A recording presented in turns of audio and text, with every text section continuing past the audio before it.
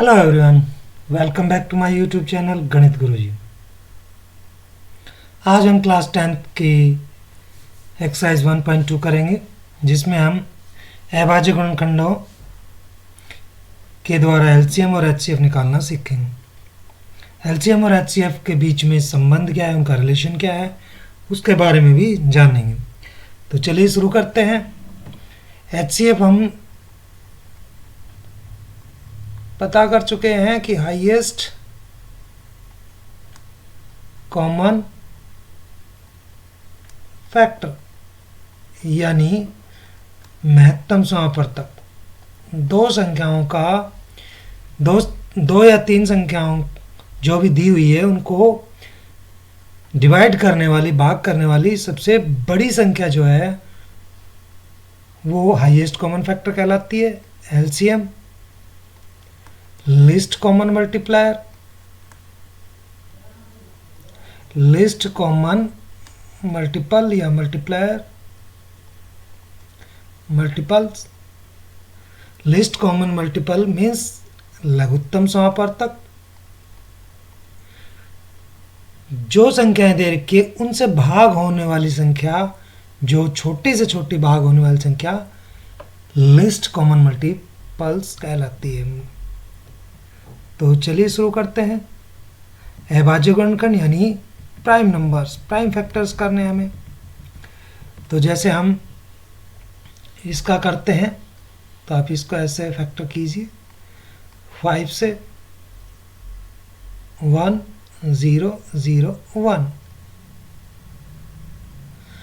अब ये 5 से डिवाइड हो रही है। इसके बाद आप देखेंगे 2 से डिवाइड होती है, 2 से करेंगे। 3 से डिवाइड होती है, 3 से करेंगे। फिर 5, फिर 7, फिर उसके बाद 11। इस तरह से इनको डिवाइड करते हुए देखेंगे। तो ये जैसे हम करते हैं तो ये हमारे 11 से होती है। 11 9 जा 99, 1 बचेंगे तो 11 1 जा 11। फिर 7 से 13 और फिर 13 से। तो आप इसको जब आप लिखेंगे तो जो इसके अभाज्य गुणनखंड लिखेंगे वो लिखेंगे 5 multiply by 7 multiply by 11 multiply by 13। सबकी पावर 1 है तो 1 दिखाने की ज़रूरत नहीं है, यहाँ सबका पावर 1 है। तो इस तरह से आप इनको करेंगे। सेकंड है कि इनका एलसीएम और एचसीएफ ज्ञात कीजिए और फिर ये जो संबंध है इसको आप प्रूव कीजिए। तो भाई देखिए, इसके बाद हम इसका करते हैं। जैसे हमारे पास है क्वेश्चन, जैसे हमारे पास क्वेश्चन है 36 और 54। इनका हम एलसीएम निकाल लें। तो एलसीएम निकालो पहले, इसके बाद इसका एलसीएम निकालेंगे 2 से, 2 एकम 2 और फिर 2 छिकी 12 और 2 आठे 16 और फिर ये 27।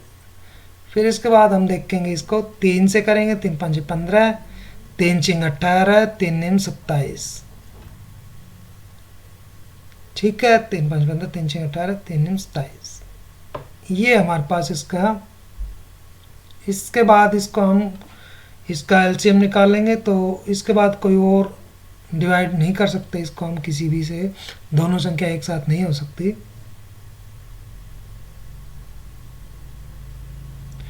तो यहाँ से हम इसको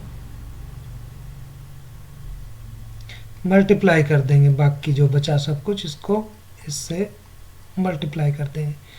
तो ये 2 3 6 6 निम 54, 54 की और 56 की मल्टीप्लाई कर देंगे। तो ये हमारे पास 4 6 24, 4 5 20, 2 22, 5 20, 5 20 और 2 22।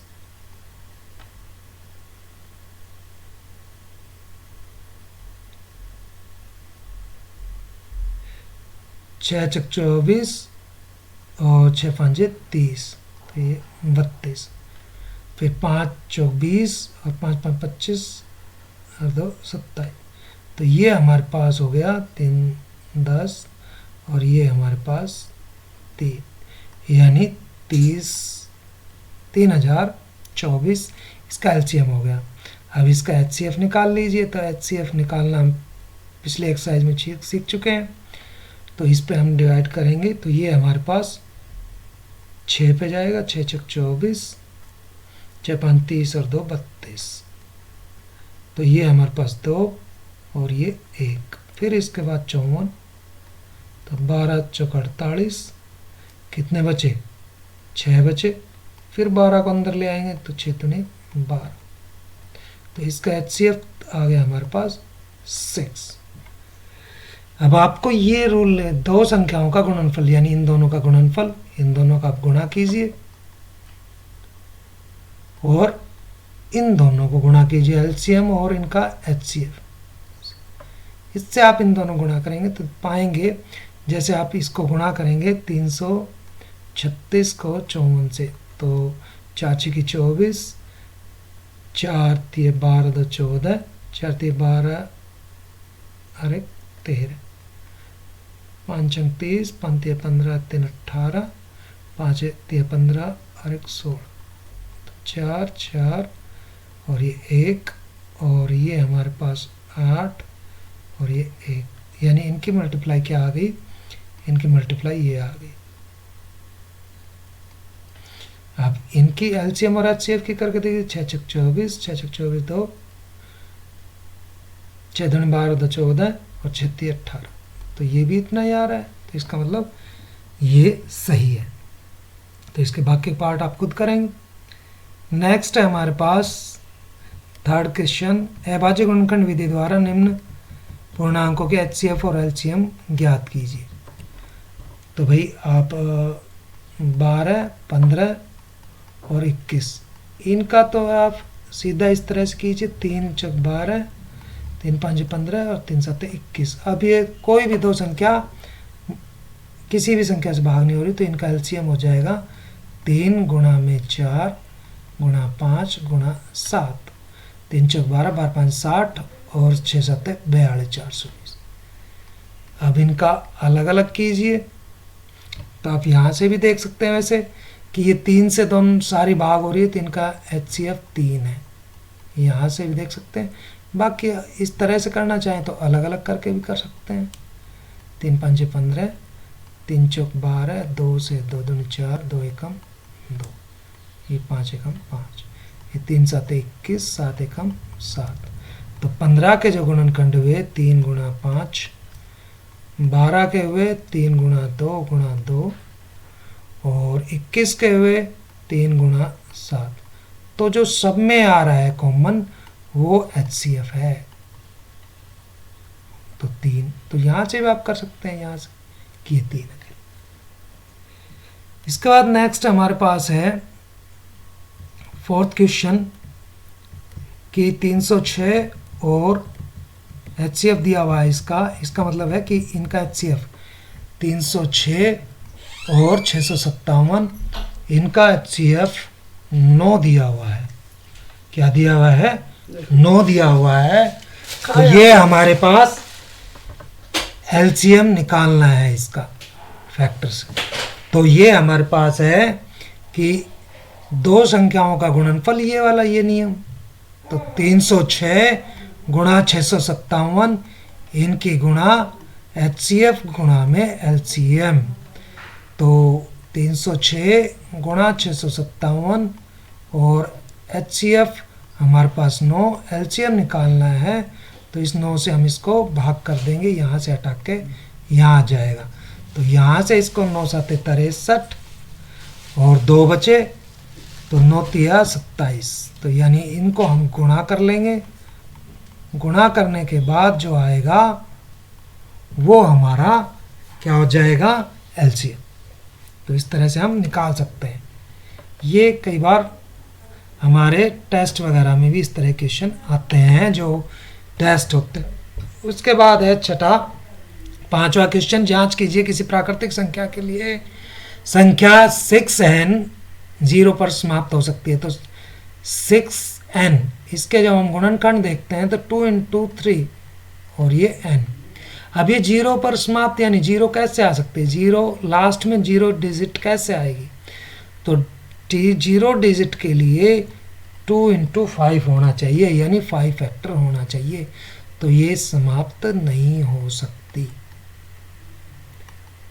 समझ आया? यानी हमारे उत्तर 10, 100, 1000, 90, 20 इस तरह से आ सकता है क्या, ये पूछना चाह रहा है। तो इसके जब हम गुणनखंड देखते हैं तो 2 × 3 है, तो आप n की वैल्यू 1 रखेंगे 6 आ जाएगा, 2 रखोगे 36 आ जाएगा, किसी भी तरह नहीं हो सकती। उसके लिए हमें 5 चाहिए गुणनखंड, 2 × 5 तब 0 पे समाप्त हो सकता है। उसके बाद है कि 6th क्वेश्चन, व्याख्या कीजिए कि ये भाज्य संख्याएं क्यों हैं। तो देखो भाई, इस ये गुणा में 13 और जमा लास्ट में 13, तो आप इन दोनों में एक पद ये है एक ये है, इसमें से 13 कॉमन ले लीजिए, तो यहाँ से ये हो जाएगा +1, यानी 13 और ये 77 + 1 यानी 13 × 78, और 13 × 78 के भी 13 × 78। अब इसके गुणनखंड कितने हो गए, 2 से ज़्यादा हो गए, और 2 से ज़्यादा गुणनखंड जिसके होते हैं वो भाज्य संख्या ही कहलाती है। यानी इसके 2 से ज़्यादा गुणनखंड है, और जिसके 2 से ज़्यादा गुणनखंड नहीं हो वो अभाज्य संख्या होती है। तो इसके 2 से ज़्यादा गुणनखंड है इसलिए भाज्य है। इसी तरह से इसका नेक्स्ट सम है, उसमें से हम 5 कॉमन ले लेंगे। इसमें से जब हम करेंगे तो इसमें से हम 5 कॉमन ले लेंगे, ये 5 कॉमन ले लेंगे, तो ये हमारे पास हो जाएगा 7 × 6 × 4 × 3 × 2 × 1 + 1। तो हम यहाँ से देखेंगे तो इसके फैक्टर ज़्यादा आ रहे, 2 से ज़्यादा है, इसलिए इसका ये हमारे पास भाज्य संख्या है, प्राइम नंबर्स नहीं है। इसके बाद है 7th सम हमारे पास, किसी खेल के मैदान के चारों ओर एक वर्ताकार पथ है, एक वर्ताकार पथ है इस तरह से, और इसी मैदान के एक चक्कर लगाने के लिए सोनिया को 18 मिनट, सोनिया को समय लगता है 18 मिनट, और रवि को इसी के एक चक्कर लगाने के लिए 12 मिनट लगते हैं। मान लीजिए कि वो एक ही स्थान, दोनों एक ही स्थान से एक ही समय पर चलना प्रारंभ करें एक ही दिशा में, तो पुनः एक साथ कब मिलेंगे, यानी वो दोनों एक साथ कब मिलेंगे। जैसे मान लो कि वो यहाँ से स्टार्ट किया, दूसरे ने भी यहाँ से स्टार्ट किया एक साथ, तो वो एक साथ कहाँ मिलेंगे। तो आपको क्या करना है, कितने समय बाद मिलेंगे ये बताना है। तो आपको 18 और 12 का एलसीएम निकालना है। क्या निकालना है, क्योंकि इनसे बड़ी संख्या आएगी, और बड़ी संख्या निकालने के यानी इन दोनों से भाग होने वाली संख्या एलसीएम होगी, और इन दोनों को भाग करने वाली संख्या एचसीएफ होगी। तो इनका एलसीएम निकालिए, 2 × 18, 2 × 6 12, 3 से 3 × 9, 3 दूनी 6। अब ये किसी से गुणा नहीं होते तो इनको गुणा कर लीजिए, भाग नहीं होते तो इनको गुणा कर लीजिए। तो 2 × 3 6 और 2 × 3 6 36 मिनट बाद वो एक साथ दोबारा से एक ही जगह मिलेंगे। तो आशा आपको एलसीएम और एचसीएफ समझ में आ गए होंगे, इन पर बेस्ड कुछ क्वेश्चन भी समझ में आ गए होंगे। वीडियो अच्छा लगा हो तो लाइक कीजिए, शेयर कीजिए और सब्सक्राइब कीजिए। वीडियो के अंत तक बने रहने के लिए आप सभी का धन्यवाद। Thank you.